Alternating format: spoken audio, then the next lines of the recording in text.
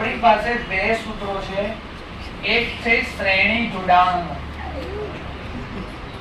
અને બીજું છે સમાંતર જોડાણ. શ્રેણી જોડાણ અને સમાંતર જોડાણ પરથી આપણા જીવનમાં આપણે બે વસ્તુ શીખવાની. શ્રેણી જોડાણનું સૂત્ર RS = R1 + R2 + R3 છે. હવે ધારો કે જોઈએ તો શ્રેણી જોડાણ RS એ આપણે છીએ. ધારો કે R1 એ આપણો એક એવો મિત્ર એટલે 5 નંબર આપ્યો, R2 ને 10 નંબર આપો, R3 ને 15 નંબર આપો. આ આપણા મિત્રો છે, 5 વાળો, 10 વાળો, 15 વાળો. એનો મતલબ આ થોડો સારો છે સ્વભાવમાં, આ એનાથી હોશિયાર છે, આ બહુ નોલેજેબલ પર્સન છે. હવે તમારે આવા બધા મિત્રો સાથે રહો બેટા તમે, કે જે કેવા હોય પ્લસ નો મતલબ પોઝિટિવ હોય.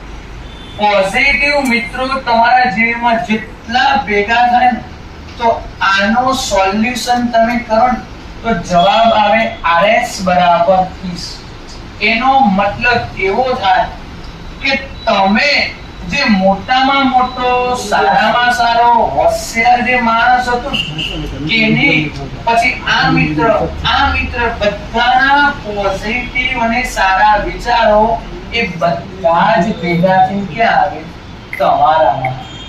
આમ શ્રેણી જોડાણમાં આપણે લખી ગયા કે સમતુલ્ય અવરોધ RS નું મૂલ્ય એ મોટામાં મોટા અવરોધ કરતા પણ કેવું હોય મોટું.